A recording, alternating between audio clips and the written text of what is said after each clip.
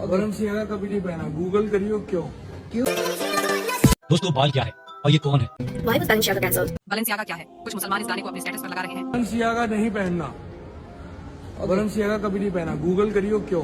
क्यों? एक कंट्रोवर्सी है बहुत गंदी ओके बलेंसियागा के ऊपर, okay Google it, never wear. मैंने सारे कपड़े जला दिए बलेंसियागा के, ओके जूते पहन भाई, दिए। मुझे मालूम नहीं था। बलेंसियागा कभी नहीं पहनना, डन। ओके ये गंदे लोग हैं। ओके बलेंसियागा क्या है? कुछ मुसलमान इस गाने को अपने स्टेटस पर लगा रहे हैं, इस गाने पर नाच रहे हैं। क्या आपको पता है बलेंसियागा क्या है? Balenciaga. By now you probably know the demonic entity behind this fashion brand's name. But did you know that Baal is mentioned in the Quran? बाल के बारे में कुरान में अल्लाह ताला क्या फरमाता है? सूरह अस-सफ़्फ़त आयत नंबर 125। أتدعون بعلا وتذرون أحسن الخالقين. क्या तुम बाल नामी बुत को पुकारते हो और सबसे बेहतर खालिक को छोड़ देते हो? पहले सैटनिज्म को छुपा के प्रमोट किया जाता था, लेकिन अब सब कुछ सामने किया जा रहा है ताकि सैटनिज्म लोगों के बीच में आम हो जाए। Do you call upon Baal? दोस्तों बाल क्या है और ये कौन है और ये कैसे हमारे माशरे में सरायत कर चुका है? दरअसल बाल एक सदियों पुराना देवता या बुत है जिसकी पूजा बनी इसराइल ने शुरू की और आज तक ये लोग इसकी पूजा करते चले आ रहे हैं। बाल को तौरा ओल्ड टेस्टामेंट में शैतान का दोस्त बताया गया है और अगर आप गूगल में सर्च करेंगे व्हाट इज बाल तो वहाँ जो सर्च रिजल्ट आएगा वो आपको चौंका देगा। लिखा है बाल God worship many ancient middle east eastern communities, और ऐसा माना जाता है कि मक्का का सबसे बड़ा बुत हुबाल भी यही बाल बुत था। और दोस्तों बाइबल में इस बुत के बारे में ऐसा लिखा है कि यह ऐसा झूठा खुदा है जो बच्चे पैदा करने पर काम करता है।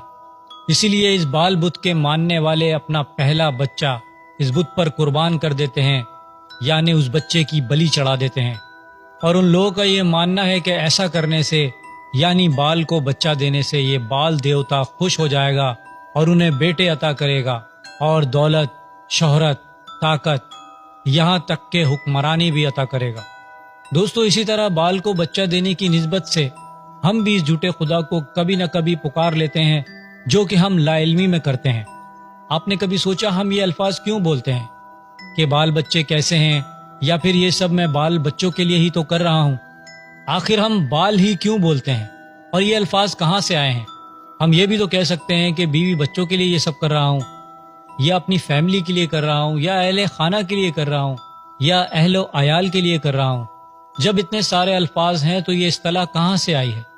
दोस्तों दरअसल ये बाल बुत के मानने वालों ने बड़ी ही चालाकी से ये बाल और बच्चे की इस्तिलाह हमारे अल्फाजों में शामिल की और हमें पता भी नहीं चलता, और हम लाइल्मी में इनके झूठे खुदा को पुकार बैठते हैं, जिसकी नहुसत की वजह से हम अल्लाह की रहमत से महरूम हो जाते हैं, माज़अल्लाह। दोस्तों इसी तरह इंडिया की एक मशहूर सिंगर नेहा कक्कर ने हाल ही में एक गाना गाया जिसका नाम माज़अल्लाह बैलेंसियागा है। जब भी आप ये अल्फाज बोलें तो अल्लाह से पनाह मांगें और माज़अल्लाह ज़रूर बोला करें, क्योंकि माज़अल्लाह ये अल्फाज इंतहाई कुफ्रिया हैं और हम लाइल्मी में इकरार कर रहे होते हैं कि माज़अल्लाह बाल इज़ द किंग, यानी बाल ही बादशाह या खुदा है, माज़अल्लाह। दोस्तों माज़अल्लाह बैलेंसियागा लैटिन ज़बान का लफ्ज़ है। जब आप गूगल ट्रांसलेशन में लैटिन टू इंग्लिश करके बैलेंसियागा को सर्च करेंगे तो आप हैरान और परेशान हो जाएंगे कि किस तरह शैतान को मानने वाले अपने झूठे खुदा बाल को हर शख्स की जबान से बुलवाते हैं। She goes Balenciaga. Balenciaga. I'm a baller. और हम लाइल्मी में कुफ्र के मुर्तकिब हो जाते हैं, क्योंकि बैलेंसियागा का तर्जुमा है कि बाल इज द किंग, माज़अल्लाह, यानी बाल ही खुदा या बादशाह है। दोस्तों नेहा कक्कड़ के इस गाने को तकरीबन 2 करोड़ लोगों ने सिर्फ यूट्यूब पर देखा, और ना जाने कितने बच्चों ने इसे डाउनलोड किया होगा और किस किस ने इसे अपने दोस्तों और फैमिली के साथ शेयर किया होगा, माज़अल्लाह। दोस्तों माज़अल्लाह बैलेंसियागा के नाम पर पूरा एक ब्रांड बना दिया गया है जो बच्चों के कपड़े और दूसरी चीजें बनाती है, और इन लोगों ने इस बाल बुत की पूजा और शैतान को खुश करने के लिए اس برانڈ کو بنایا ہے۔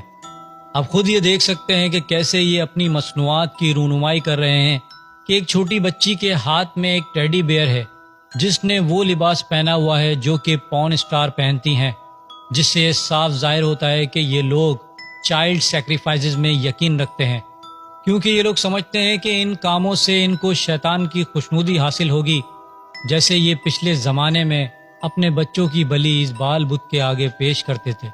یہ لوگ آج بھی اس ترقی کے دور میں ایسے گھنونے عمل کرتے ہیں جو کہ اب پوری دنیا کے سامنے آ چکے ہیں، مگر پھر بھی ایسے گھنونے کاموں کے لیے انہوں نے ڈارک ویب جیسی ایک الگ ہی دنیا بنائی ہوئی ہے جس میں یہ لوگ ایسے گندے کام کرتے ہیں۔ دوستو، یوٹیوب کی گائیڈ لائن مجھے اجازت نہیں دیتی، ورنہ میں ان کی شیطانی رسومات و حرکات آپ کو دکھاتا کہ کس طرح سے یہ آج بھی بچوں کی قربانی اس بال بت کے سامنے پیش کرتے ہیں۔